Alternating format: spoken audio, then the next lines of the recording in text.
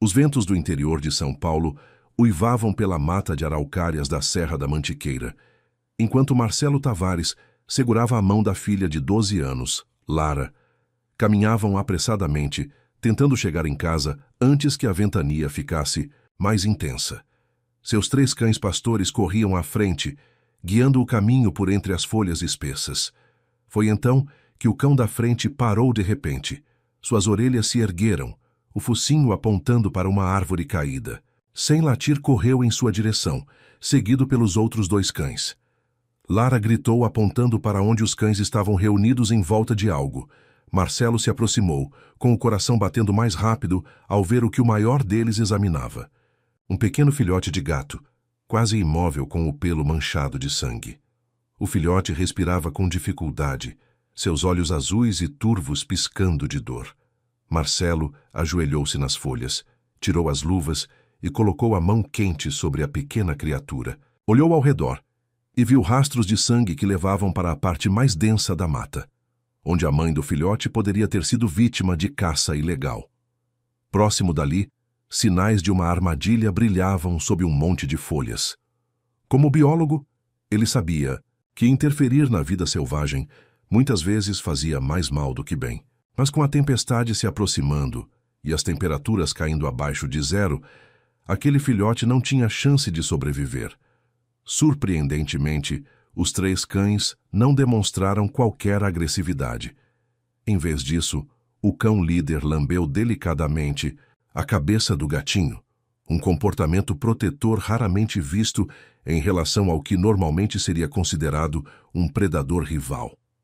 A esposa de Marcelo, Renata Tavares, que também era veterinária, ficou inicialmente preocupada ao ver um animal selvagem dentro de casa, mas logo adotou uma postura profissional. Ela examinou o filhote de gato selvagem do mato, que estava gravemente hipotérmico e desnutrido. Depois de estabilizar sua condição, colocou-o em uma caixa forrada com cobertores na cozinha, certa de que ele não sobreviveria à noite. Mas na manhã seguinte, descobriram o impensável. O gatinho não apenas havia sobrevivido, como também estava cercado pelos 3 cães pastores, formando um círculo protetor ao seu redor. O cão líder estava ainda mais próximo, usando seu corpo enorme para fornecer calor durante toda a noite. Lara o chamou de Tico, porque ele precisaria aprender a sobreviver. A tempestade se transformou em uma das mais intensas da história da Serra da Mantiqueira. As estradas foram bloqueadas. A comunicação com o Instituto Paulista de Fauna Silvestre, IPFS, tornou-se impossível. Durante esse período, Tico não apenas sobreviveu, como prosperou. E então algo estranho começou a acontecer. Depois de apenas 2 semanas, Tico passou a apresentar comportamentos incomuns. O filhote de gato não se movia como um gato comum. Ele imitava o porte confiante e poderoso dos cães pastores. Enquanto o cão líder observava a sala, Tico sentava-se ao seu lado, imitando sua postura com exatidão. Marcelo começou a documentar esses comportamentos. A cada dia, o gato absorvia mais características caninas. Ele aparecia quando era chamado, algo extremamente raro em felinos selvagens. Brincava de pega-pega com o cão mais jovem, aprendia a puxar brinquedos e até tentava latir, emitindo um som estranho entre um rosnado e um chiado. 4 meses se passaram e Tico se transformou em um jovem gato saudável, com comportamentos únicos. Acordava com os cães, comia com eles e até aprendeu a patrulhar os limites da fazenda da família Tavares, como o cão líder lhe ensinara. À noite, dormia enroscado entre os 3 cães, como se fossem uma única família. Tico combinava seus instintos naturais, a habilidade extraordinária de escalar, a audição aguçada e os reflexos velozes, com o comportamento e a lealdade dos cães pastores. O resultado era uma criatura única, selvagem e domesticada, ao mesmo tempo gato e cachorro. Lara gravou vídeos de Tico e os postou nas redes sociais. O gato, que pensava ser um cachorro, rapidamente se tornou um fenômeno local. As pessoas começaram a visitar a fazenda, curiosas sobre a estranha criatura de que tanto ouviam falar. Quando as estradas finalmente foram liberadas, o agente Batista do IPFS veio fazer uma visita. respondendo a denúncias sobre a possível criação ilegal de um gato do mato selvagem. Ele ficou surpreso ao ver Tico responder ao seu nome e se comportar como um cão. Mas a lei ainda era a lei. Os ventos do interior de São Paulo uivavam pela mata de araucárias da Serra da Mantiqueira, enquanto Marcelo Tavares segurava a mão da filha de 12 anos, Lara. Caminhavam apressadamente, tentando chegar em casa antes que a ventania ficasse mais intensa. Seus 3 cães pastores corriam à frente, guiando o caminho por entre as folhas espessas. Foi então que o cão da frente parou de repente. Suas orelhas se ergueram, o focinho apontando para uma árvore caída. Sem latir, correu em sua direção, seguido pelos outros 2 cães. Lara gritou apontando para onde os cães estavam reunidos em volta de algo. Marcelo se aproximou, com o coração batendo mais rápido ao ver o que o maior deles examinava. Um pequeno filhote de gato quase imóvel, com o pelo manchado de sangue. O filhote respirava com dificuldade, seus olhos azuis e turvos piscando de dor. Marcelo ajoelhou-se nas folhas, tirou as luvas e colocou a mão quente sobre a pequena criatura. Olhou ao redor e viu rastros de sangue que levavam para a parte mais densa da mata, onde a mãe do filhote poderia ter sido vítima de caça ilegal. Próximo dali, sinais de uma armadilha brilhavam sob um monte de folhas. Como biólogo, ele sabia que interferir na vida selvagem muitas vezes fazia mais mal do que bem. Mas com a tempestade se aproximando e as temperaturas caindo abaixo de 0, aquele filhote não tinha chance de sobreviver. Surpreendentemente, os 3 cães não demonstraram qualquer agressividade. Em vez disso, o cão líder lambeu delicadamente a cabeça do gatinho, um comportamento protetor raramente visto em relação ao que normalmente seria considerado um predador rival. A esposa de Marcelo, Renata Tavares, que também era veterinária, ficou inicialmente preocupada ao ver um animal selvagem dentro de casa, mas logo adotou uma postura profissional. Ela examinou o filhote de gato selvagem do mato, que estava gravemente hipotérmico e desnutrido. Depois de estabilizar sua condição, colocou-o em uma caixa forrada com cobertores na cozinha, certa de que ele não sobreviveria à noite. Mas, na manhã seguinte, descobriram o impensável.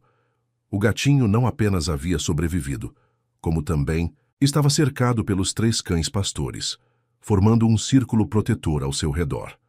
O cão líder estava ainda mais próximo, usando seu corpo enorme para fornecer calor durante toda a noite. Lara o chamou de Tico, porque ele precisaria aprender a sobreviver. A tempestade se transformou em uma das mais intensas da história da Serra da Mantiqueira. As estradas foram bloqueadas. A comunicação com o Instituto Paulista de Fauna Silvestre, IPFS, tornou-se impossível. Durante esse período, Tico não apenas sobreviveu, como prosperou. E então, algo estranho começou a acontecer. Depois de apenas 2 semanas, Tico passou a apresentar comportamentos incomuns. O filhote de gato não se movia como um gato comum. Ele imitava o porte confiante e poderoso dos cães pastores. Enquanto o cão líder observava a sala, Tico sentava-se ao seu lado, imitando sua postura com exatidão. Marcelo começou a documentar esses comportamentos. A cada dia, o gato absorvia mais características caninas. Ele aparecia quando era chamado, algo extremamente raro em felinos selvagens. Brincava de pega-pega com o cão mais jovem, aprendia a puxar brinquedos e até tentava latir, emitindo um som estranho entre um rosnado e um chiado. 4 meses se passaram e Tico se transformou em um jovem gato saudável, com comportamentos únicos. Acordava com os cães, comia com eles e até aprendeu a patrulhar os limites da fazenda da família Tavares, como o cão líder lhe ensinara. À noite, dormia enroscado entre os 3 cães, como se fossem uma única família. Tico combinava seus instintos naturais, a habilidade extraordinária de escalar, a audição aguçada e os reflexos velozes, com o comportamento e a lealdade dos cães pastores. O resultado era uma criatura única, selvagem e domesticada, ao mesmo tempo gato e cachorro. Lara gravou vídeos de Tico e os postou nas redes sociais. O gato, que pensava ser um cachorro, rapidamente se tornou um fenômeno local. As pessoas começaram a visitar a fazenda, curiosas sobre a estranha criatura de Chico manter animais selvagens. Sem licença é ilegal no interior de São Paulo, ele os lembrou. Marcelo solicitou uma licença especial ao Instituto Paulista de Fauna Silvestre, IPFS, para manter animais selvagens. Enquanto aguardava a resposta, Chico continuou a se desenvolver junto com seus irmãos cães. O gato selvagem já estava parcialmente crescido, com manchas mais distintas e uma constituição mais forte, mas seu comportamento continuava sendo uma estranha mistura das duas espécies. 2 meses depois, a resposta chegou. O pedido foi negado. O Instituto Paulista de Fauna Silvestre exigiu que Chico fosse entregue para reintrodução na natureza. Lara publicou um vídeo emocionante na internet, atraindo milhões de visualizações e atenção nacional.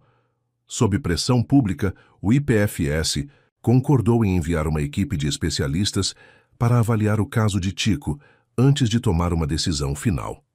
O diretor do instituto, um zoólogo, e o agente Batista passaram um dia observando o gato selvagem. Avaliaram como ele se movia, interagia com os cães e humanos e respondia a comandos. Eles ficaram impressionados com o nível de adaptação de Chico. Este é um caso especial, admitiu o diretor Álvaro Mendes. Mas a lei não tem exceções. Gato do mato é um animal selvagem. Ele pertence ao seu habitat natural.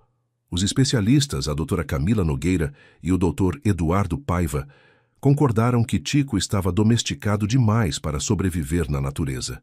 Em vez de levá-lo para um abrigo permanente, propuseram um meio termo. Chico seria levado para a reserva ecológica do Alto Mantiqueira, com uma coleira GPS para rastreamento. Se conseguisse se adaptar à vida selvagem, seria livre. Caso contrário, outras opções seriam consideradas.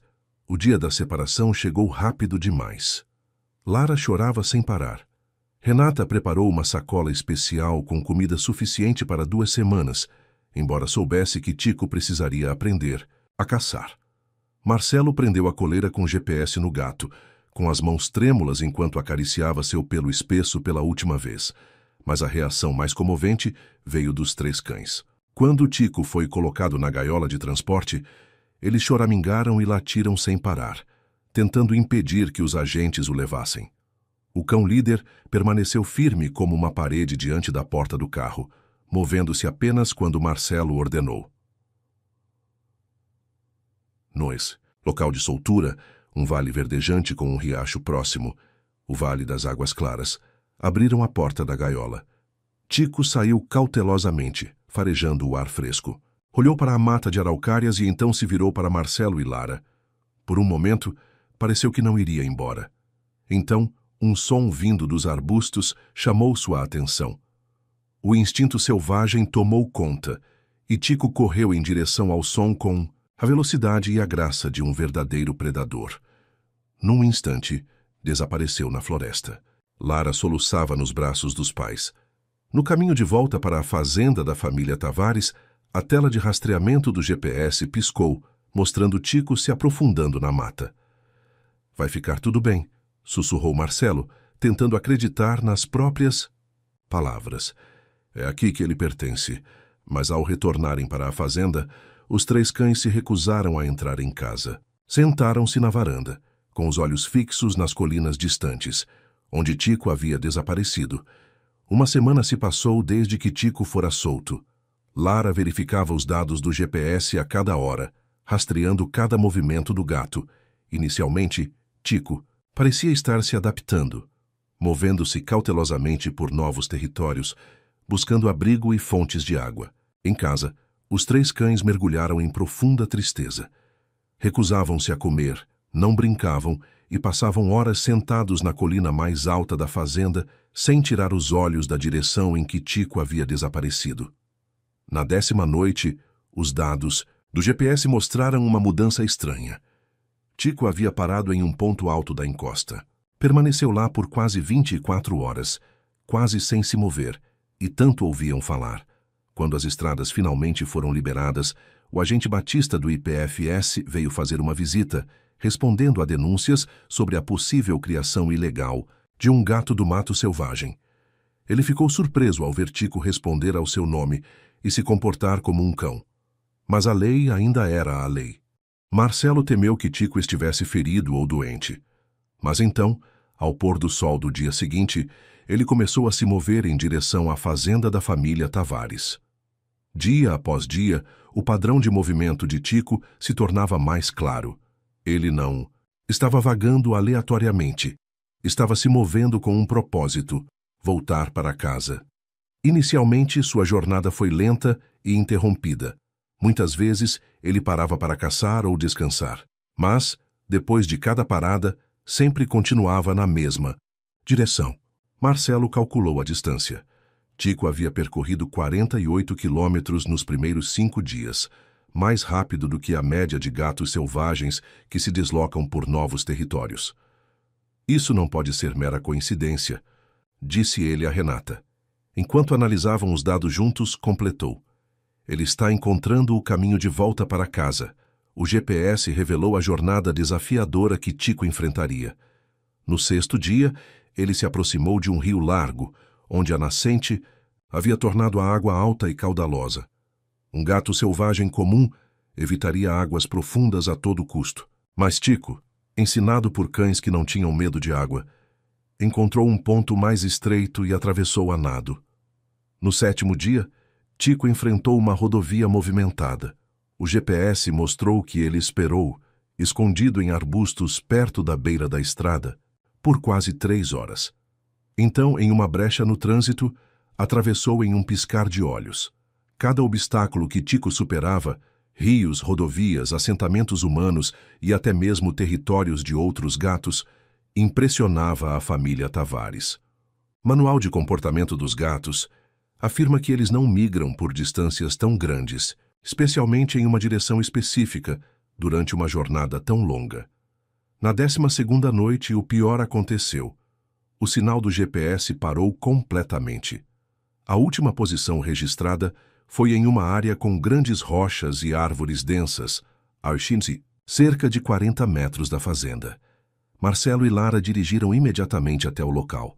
Procuraram por um dia inteiro, chamando Tico pelo nome. Verificaram cada caverna rochosa e matagal. Nenhum sinal do gato, exceto um pedaço quebrado da coleira do GPS, preso em um galho baixo. Marcelo imaginou o que poderia ter acontecido. Tico ficou preso, lutou para se soltar e danificou a coleira no processo. Mas ele continuaria a viagem? Ou estaria ferido ou pior? Os 3 dias seguintes foram longos e dolorosos, cheios de espera e de uma esperança frágil. Lara estava tão desesperada que mal saía do quarto. Renata entrou em contato com todos os postos da Guarda Florestal e hospitais veterinários em um raio de 160 quilômetros. Marcelo continuou estudando mapas, tentando prever a possível rota de Tico. Ele calculou que se o gato mantivesse a velocidade e a direção anteriores à perda do sinal, poderia chegar à fazenda em 2 ou 3 dias, supondo que não estivesse ferido. O pelo o protege do frio, e analisou, mas ele precisa de comida e água. E precisa evitar predadores maiores, lobos, onças e até humanos. A verdade é que as chances de sobrevivência de Tico diminuíam a cada hora que passava. Na 3ª noite desde a queda do sinal, enquanto a família tentava jantar, de mau humor, os 3 cachorros de repente pularam como se tivessem sido eletrocutados. O da frente correu para a porta, latindo furiosamente, enquanto os outros 2 que vinham atrás abanavam o rabo, animados. Marcelo abriu a porta às pressas, com o coração disparado. Parado na beira do quintal sob o luar, estava uma figura pequena e esguia. Tico, magro e sujo, sem a coleira de GPS mais vivo, olhava diretamente para a casa.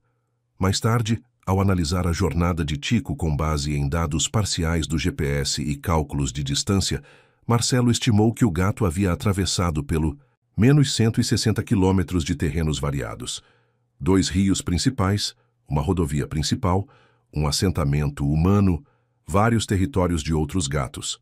Tudo em cerca de 16 dias, e isso quando ainda estava apenas atingindo a maturidade. Mais tarde, especialistas tentaram explicar esse comportamento por meio de habilidades de posicionamento geomagnético, memória de terreno excepcionalmente desenvolvida e instintos migratórios incomuns. Mas, para a família Tavares, a única explicação necessária era o amor.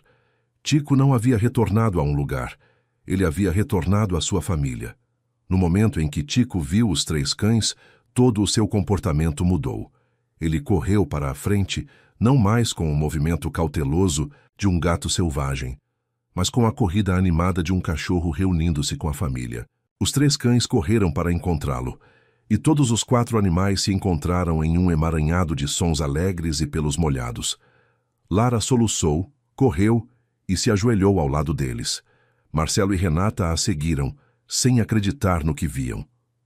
Tico, o gato selvagem, havia encontrado o caminho de volta por mais de 100 quilômetros de terreno desconhecido, seguindo em linha reta até o único lar que conhecera. Eles trouxeram Tico para dentro, onde Renata o examinou imediatamente. O gato havia perdido peso. Tinha um pequeno ferimento na pata dianteira, possivelmente causado por alguma coisa onde a coleira havia se prendido e lutava para se soltar. Mas, tirando isso, estava notavelmente saudável após a longa jornada. Marcelo ligou para o agente Batista, que chegou logo cedo na manhã seguinte, sem acreditar no que estava vendo. "Isso não acontece", murmurou, observando Tico encolhido entre os 3 cães, como se nunca tivesse ido embora. "Os gatos não fazem isso. Eles não percorrem distâncias tão grandes só para retornar a um lugar específico. E certamente não buscam a companhia de outras espécies." Lara ajoelhou-se ao lado de Tico, acariciando seu pelo. "Ele não acha que é um gato. Ele acha que faz parte desta família." Batista olhou para Marcelo e Renata. "Preciso relatar isso. Sabe, eles vão querer levá-lo embora de novo, provavelmente mais longe desta vez." Mas quando Batista olhou nos olhos de Tico, olhos amarelos e selvagens, mas cheios de um apego inconfundível, ele suspirou. "Vou propor outra opção. Sem promessas, mas nunca houve um caso como este antes." 2 semanas depois, o diretor Álvaro Mendes, do Instituto Paulista de Fauna Silvestre, IPFS, retornou pessoalmente à fazenda da família Tavares. Ele observou Tico em seu ambiente, correndo atrás do cachorro mais novo, patrulhando os limites com o cão líder e dormindo encolhido ao lado dos 3. "O que estamos vendo aqui desafia tudo o que entendemos sobre comportamento animal", admitiu o diretor. "Tico não é mais um gato comum, mas também não é um animal de estimação." A decisão final veio 1 mês depois. Uma licença especial sem precedentes seria emitida para a família Tavares. Tico foi autorizado a ficar, desde que fizesse parte de um estudo de longo prazo sobre comportamento animal e vínculos sociais entre espécies. A família teve que construir uma área externa espaçosa para Tico, e os 3 cães passaram a permitir inspeções periódicas e a participar de programas de educação pública. Marcelo e Renata concordaram imediatamente. Lara pulou de alegria. 1 ano depois, a fazenda da família Tavares se tornou uma pequena atração, onde grupos de estudantes e pesquisadores podiam observar Tico e seus irmãos caninos. Marcelo havia publicado um artigo científico sobre esse caso singular. Lara, agora com 14 anos, decidiu se tornar zoóloga e estudar o gato selvagem, que havia se desenvolvido plenamente, com toda a beleza selvagem e a força típicas de sua espécie. Mas, ao vê-lo sentado em uma rocha alta, em sua área, vigiando a fazenda com a mesma postura vigilante do cão líder, ninguém podia negar que ele havia encontrado exatamente o seu lugar. A extraordinária jornada de Tico, de um filhote de gato, moribundo a uma criatura única vivendo entre 2 mundos, provou uma verdade simples, porém profunda. Às vezes, o amor e o apego podem ser mais fortes do que o instinto natural. E família, no sentido mais profundo, não é onde você nasce, mas onde você é amado e pertence. Agora me diz, você acha que Tico voltou por instinto ou por amor verdadeiro à sua nova família? E se fosse você, acolheria um animal selvagem, mesmo contra a lei, sabendo que isso poderia salvar uma vida? Escreve aqui nos comentários. Eu quero muito saber. Se você gostou do vídeo, clica em curtir e se inscreve no canal também. Assim você não perde nenhuma história emocionante. E não esquece, deixa também o seu comentário com uma classificação de 1 a 10 para mostrar o quanto você gostou, porque assim eu consigo trazer mais vídeos que sejam interessantes para você. Assista também ao vídeo que agora está aparecendo na sua tela. Até breve.